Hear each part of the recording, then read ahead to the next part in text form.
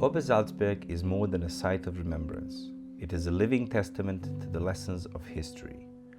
It reminds us that memory is not just about looking back. It's about understanding, confronting, and ensuring that such atrocities never happen again. The contrast between the landscape and the history it holds challenges us to question: how do we remember the past? How do we ensure that such dark moments are never forgotten and hopefully never repeated? In Vergangenheit schon damit konfrontiert worden sind durch Verfolgung. Mein Vater war selbst auch in Auschwitz gewesen. Natürlich mit dem Aufenthaltsort von Hitler. Und hier wird er wohl viel seiner Pläne durchdacht und besprochen haben mit den Anhang. Und ich interessiere mich selbst für diese Geschichte schon. Ich weiß schon in etwa natürlich aus meinem Geschichtsunterricht oder auch Sachen, die man normal weiß, was hier passiert ist oder was hier geschehen ist. Ich weiß jetzt ein bisschen mehr, weil ich mich schon damit beschäftigt habe, wie ich hierher gekommen bin und wie ich diese Dokumentation dann auch gesehen habe und die Sachen nachgelesen habe. War es für mich ein sehr komisches Gefühl, auch hier zu sein, weil es so verankert wird, dass das wirklich hier passiert ist. Und auch wenn man eine Kontaktaufnahme hat mit den Objekten, die es echt gibt und die hier sind, hat man ein viel stärkeres Gefühl, dass die Sachen wirklich da waren. Es war ein großes Verbrechen. Ob das da beschlossen worden ist, in Berlin beschlossen worden ist oder was, das bin ich wirklich überfragt. Ja, es ist so, dass Adolf Hitler insgesamt ein Viertel seiner ganzen Regierungszeit hier verbracht hat, zwischen 1933 und 1945. Das heißt für uns, dass quasi jeder Verbrechenskomplex der Nationalsozialisten irgendwie mit diesem Ort verbunden ist. Über den Ort selbst, den habe ich leider noch nicht gesehen. Aber ich weiß, dass Dokumentation von der damaligen Zeit, und das finde ich schrecklich. Der Ruf oder das Wissen um diesen Ort hat mich davon abgehalten, hier zu sein.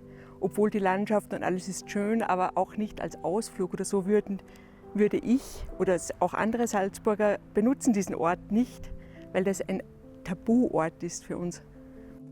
Obersalzberg. To many, it's a place of breathtaking natural beauty, a retreat into the mountains, a place of peace. But beneath the serenity of this landscape lies a past that shaped the course of the 20th century, a past that was neither peaceful nor innocent. Decisions made here altered the fate of millions. The transformation of Obersalzberg itself was also built on injustice. The very foundation of this place was established through the forced removal of families who had lived here for generations. Homes and properties were seized, entire lives uprooted, all to create an isolated seat of power. Before war was waged on the world, it began here, with displacement, with theft, with the erasure of those who stood in the way.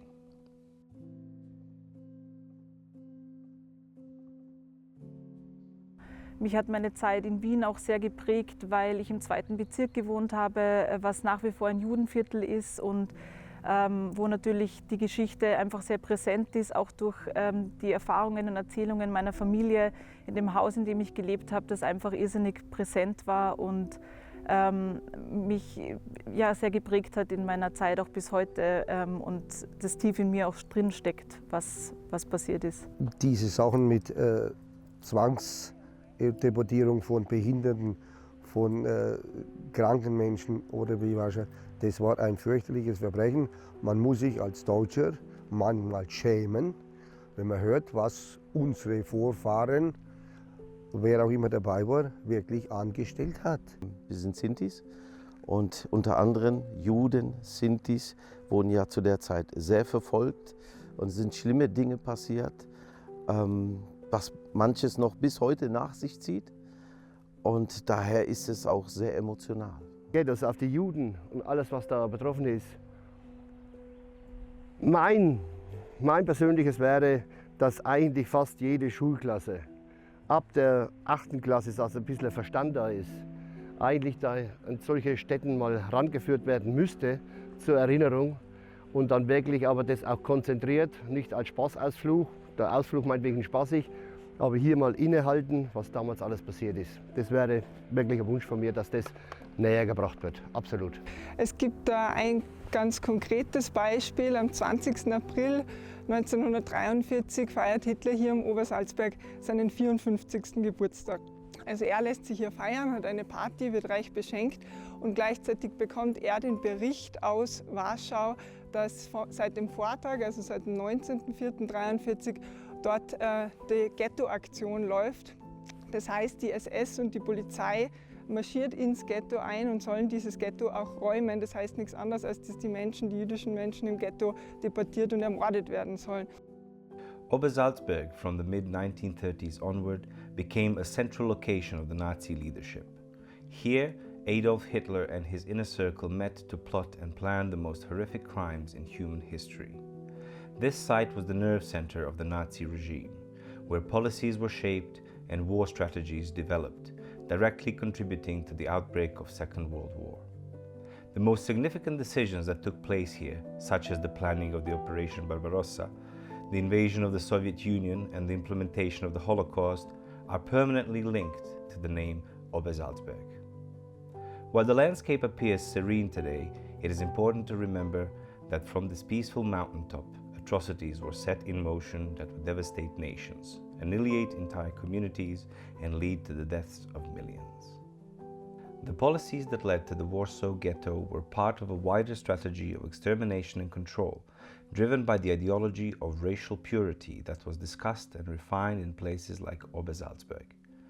The decisions made here gave rise to the systematic isolation and eventual murder of millions of Jews. But they were not the only ones targeted.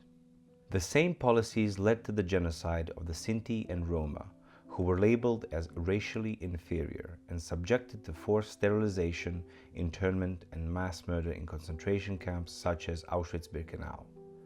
Thousands of Romani families were deported and perished in conditions of unimaginable cruelty, their suffering often overlooked in the broader narrative of the Holocaust. Beyond racial persecution, the Nazis also sought to eliminate those they deemed threats to their regime. Political opponents, including communists, socialists, and trade unionists, were imprisoned, tortured, and executed.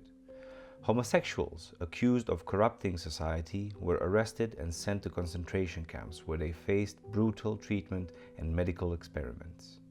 As well, people with disabilities became victims of forced euthanasia programs under Action T4. The Warsaw Ghetto Uprising of 1943, in which its residents fought against the Nazis' attempts to liquidate the ghetto, was a tragic consequence of the policies born at this very site. The connection between Obersalzberg and the ghetto is undeniable. It is a direct line of causality, a blueprint for devastation formulated in the shadows of these mountains.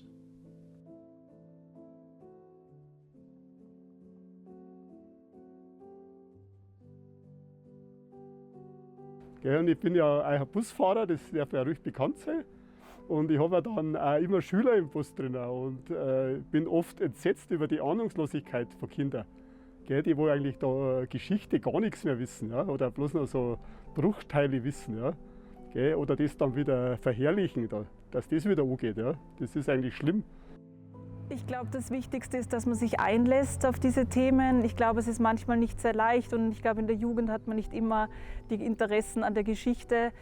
Ich glaube, es sollte aber Momente geben, wenn man in Kontakt kommt mit Mahnmalen und in welcher Form auch immer, dass man sich dann auch kurz die Minute nimmt und in sich geht und vielleicht den Alltag kurz mal beiseite schieben kann und erinnert und sich das bewusst macht, was passiert ist. Und ich glaube, das ist was ich persönlich extrem wichtig finde, dass man das auch in der Jugend tut und nicht vergisst. Ja, es ist eben dieses befremdliche Gefühl, dass man sich das gar nicht traut, dass man hier die Landschaft genießt, weil man weiß, was hier passiert ist.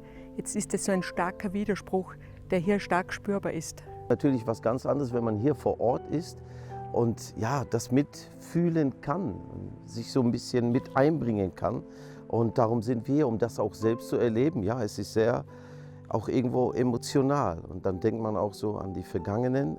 Wir sind Sintis und unter anderem Juden, Sintis, wurden ja zu der Zeit sehr verfolgt. und es sind schlimme Dinge passiert, was manches noch bis heute nach sich zieht. Und daher ist es auch sehr emotional.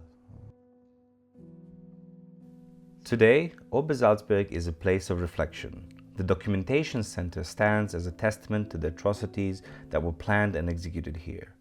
But despite the weight of history, the site remains nestled in the tranquil beauty of the Bavarian Alps. The contrast between the peaceful landscape and the horrific history it conceals is striking, perhaps even disorienting. In 2018, the Documentation Center was renovated to provide a more comprehensive and thoughtful reflection on the events that occurred here. The center's exhibits now offer deeper insight into the role Obersalzberg played in Nazi history, emphasizing the importance of education, reflection, and remembrance. Perhaps the true challenge lies not just in preserving the past, but in ensuring that future generations engage with it in meaningful ways, continuing to learn, question, and understand the lessons of history.